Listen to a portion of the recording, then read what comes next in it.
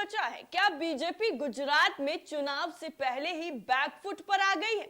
क्योंकि अब तो सच में खुद मेन स्ट्रीम मीडिया बयां कर रही है कि आखिर हकीकत क्या है। अब मीडिया ने भी हकीकत से रूबरू करवा ही दिया है कि आखिर गुजरात में किसकी लहर चल रही है।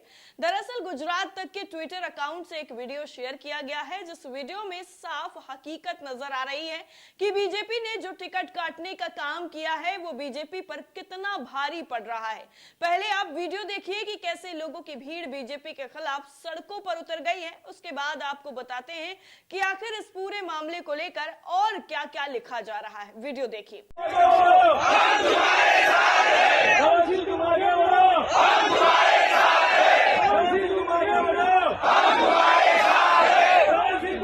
वीडियो देख लिया आपने। वीडियो देखने के बाद अब आपको बता देते हैं कि गुजरात तक ने जो वीडियो शेयर किया है उस वीडियो को शेयर करते हुए क्या लिखा है। वीडियो आपने देख लिया, आपकी स्क्रीन पर वो टेक्स्ट है जो गुजरात तक की तरफ से लिखा गया है। लिखा है, टिकट देने के बाद बीजेपी में अंदरूनी विरोध शुरू हो गया है। ये विरोध अब कमलम तक पहुंच गया है। बैद में टिकट मिलते ही बड़ी संख्या में असंतुष्ट कार्यकर्ता कमलम पहुंच गए। बड़ी संख्या में कार्यकर्ताओं ने कमलम को घेर लिया और कमलम के बाहर ही नारेबाजी इन्होंने शुरू कर दी। इस तरीके से ट्वीट किया गया है। वैसे शुरुआत से ही बताया जा रहा था कि आम आदमी पार्टी की जो लहर है वो गुजरात में ज्यादा नजर आ रही है और वही सारी चीजें अब वाकई हकीकत में जमीनी स्तर पर देखने को भी मिल रही है। अभी हमने कल ही आपको खबर दिखाई थी कि कैसे बीजेपी का विरोध लोगों की तरफ से किया गया था, लेकिन एबीपी की तरफ से एक खबर और एक आर्टिकल छापा गया है जिसे पढ़कर होश उड़ जाएंगे। दरअसल हिमाचल प्रदेश में भारतीय जनता पार्टी जो बगावत झेल रही थी, अब ठीक वैसी ही बगावत गुजरात में भी देखने को मिल रही है। ये एबीपी की तरफ से लिखा गया है।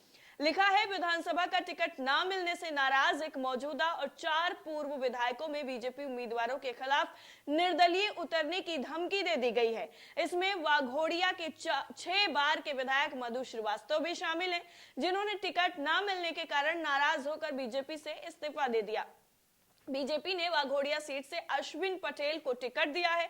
इसी वजह से मधु श्रीवास्तव नाराज हैं। मधु श्रीवास्तव ने एक बयान में कहा है कि उनके समर्थक चाहते हैं कि वो निर्दलीय उम्मीदवार के तौर पर चुनाव लड़ें। इस बीच बीजेपी के पूर्व विधायक हर्षद वसावा ने आरक्षित सीट नंदोड़ से निर्दलीय उम्मीदवार के तौर पर नामांकन भी दाखिल कर दिया है।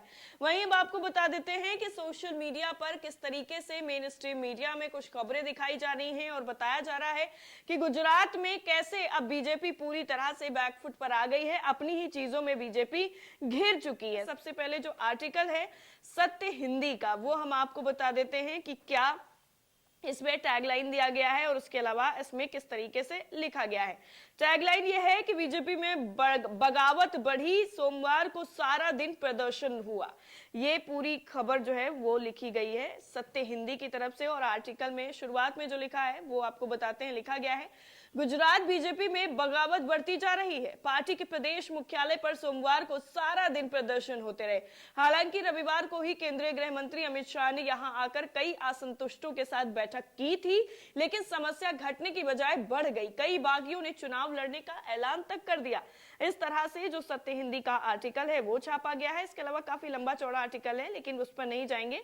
सिर्फ आपको हम वो चीजें बता रहे हैं जो इस वक्त वायरल हो रही हैं। एक और ट्वीट जो है शांतनु की तरफ से किया गया है। लिखा है, huge protest outside BJP Gujarat office Kamalam for corruption in ticket distribution.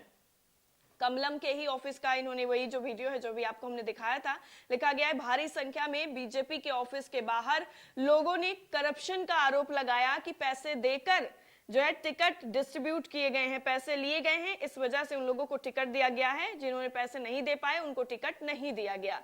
अब आपको बताते हैं अगला जो ट्वीट है आपकी स्क्रीन पर, इस ट्वीट को देखिए कि सत्य हिंदी पर ही ये आर्टिकल छपा हुआ है। लिखा है, क्या शाह मना लेंगे बागियों को, प्रत्याशी ने मैदान छोड़ा। और आगे जो लिखा हुआ है वो है, गुजरात बीजेपी में हो रही बगावत को रोकने के लिए केंद्रीय गृह मंत्री अमित शाह ने कोशिशें शुरू कर दी हैं। रविवार को उन्होंने पूरा दिन गांधीनगर में असंतुष्टों से बात की, कुछ माने लेकिन ज्यादातर नहीं माने। इस तरह से इन्होंने पूरा आर्टिकल लिखा हुआ है और इसमें यह भी बताया गया है कि 6 बार के बीजेपी विधायक मधु भाई श्रीवास्तव ने बगावत करते हुए निर्दलीय चुनाव लड़ने की घोषणा कर दी है।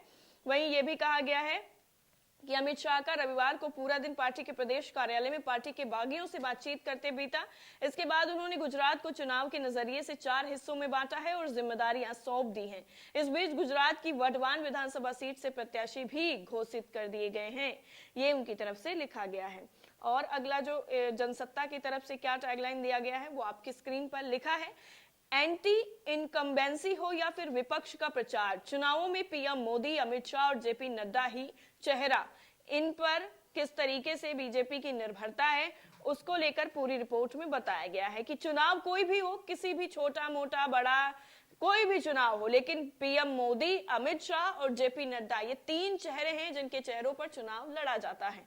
और ये क्यों ऐसा करते हैं इसके बारे में पूरा लिखा गया है। छोटा सा आपको पढ़ के बता देते हैं। लिखा है, मौजूदा चुनाव में भाजपा को सत्ता विरोधी लहर का सामना करना पड़ रहा है। ऐसे में पार्टी पूरी तरह शीर्ष नेताओं पर निर्भर नजर आ रही है। जनसत्ता की तरफ से ये लिखा गया है। एक और ट्वीट है आपकी स्क्रीन पर। अभिनव पांडे पत्रकार हैं, इन्होंने भी ट्वीट किया है। लिखते हैं, गुजरात का चुनाव बड़ा दिलचस्प है। जो दिल्ली से दिखता है वो तो कतई नहीं है, असली चुनाव तो गांव में हो रहा है। दिल्ली में तो सिर्फ नाम का चुनाव हो रहा है, असली जो चुनाव है वो गांव में हो रहा है। असली जो तस्वीरें हैं चुनाव की वो गांव में नजर आ रही हैं। इस तरह से अभिनव की तरफ से लिखा गया है। न्यूज 24 ने भी एक ट्वीट किया है। लिखा है, गुजरात में सिर्फ बीजेपी कांग्रेस का वजूद, तीसरे दल की कोई निशानी नहीं। पीएम मोदी के भाई प्रहलाद मोदी का आम आदमी पर तंज, आप पर ये तंज कसा है। पीएम मोदी के भाई ने खुद कहा है कि बीजेपी और कांग्रेस का वजूद ही गुजरात में है, इसके अलावा यहां पर और कोई नहीं आ सकता है। अभिषेक उपाध्याय की तरफ से भी ट्वीट किया गया है। लिखते हैं, गजब तेजी के साथ बदल रहा है गुजरात, आम आदमी पार्टी का शोर थमता दिख रहा है। एक बार फिर से कांग्रेस लड़ाई में वापस आती नजर आ रही है। गुजरात में एक बार फिर से बीजेपी बनाम कांग्रेस होने जा रहा है। इन्होंने भी वही बात की है जो पीएम मोदी के भाई जी ने कही थी। अगला जो ट्वीट है आपकी स्क्रीन पर वो है पप्पू यादव का। इन्होंने लिखा है, भाजपा राष्ट्रीय अध्यक्ष के गृह राज्य हिमाचल की महान जनता ने इनके कुशासन के खिलाफ जनादेश दे दिया है। अब प्रधानमंत्री के गृह राज्य गुजरात की महान जनता भी इस बार प्रांत में 27 साल और केंद्र में 8.5 साल के कुशासन के खिलाफ कठोर जनादेश देगा। बीजेपी के खिलाफ बिगुल फूकेगी जनता, ये पप्पू यादव की तरफ से ट्वीट किया गया है। अगला जो ट्वीट है आपकी स्क्रीन पर वो है आवाज करके, ये है, इस पे वेबसाइट है, इस पे ट्वीट किया गया है कि असंतुष्टों से इस तरह से निपटेगी बीजेपी, शाह की 2 टूक, बागी ना माने तो छोड़ देना ब्रह्मास्त्र। गुजरात भारतीय जनता पार्टी में टिकट वितरण के बाद से ही असंतोष शुरू हो गया है। घोषित 166 में से 40 से अधिक सीटों पर विरोध के स्वर सुनाई देने लग गए हैं। ये इनकी तरफ से ट्वीट किया गया है। अगला जो है आर्टिकल है वो आज तक का है और आज तक की तरफ से क्या लिखा गया है वो आपको बताते हैं। इन्होंने भी मधु श्रीवास्तव की जो खबर थी उसको जगह दी है। लिखते हैं, टिकट कटा तो बागी हुए बीजेपी के बड़े नेता, 6 बार के विधायक मधु श्रीवास्तव ने दिया पार्टी से इस्तीफा, ये इन्होंने ट्वीट किया है। अगला जो ट्वीट है वो आपकी स्क्रीन पर है, सूर्य प्रताप सिंह का है, रिटायर्ड आईएएस ऑफिसर है। इन्होंने भी एक आर्टिकल को कोट करते हुए लिखा है कि देखो विनोद, ये एबीपी लाइव कह रहा है, मैं नहीं। हिमाचल जैसी नाराजगी गुजरात में भी 6 बार के विधायक ने बीजेपी से दिया इस्तीफा और 4 की राहें जुदा। ये एबीपी का जो सर्वे था जो हमने अभी आपको पढ़ के बताया था उसी सर्वे की बात की गई है और बताया गया है कि देखिए ये एबीपी न्यूज कह रहा है, ये हम बिल्कुल नहीं कह रहे हैं। ये खुद कहा जा रहा है कि हिमाचल में जो बगावत हुई थी उसी तरीके की जो बगावत है वो अब गुजरात में देखने को मिल रही है।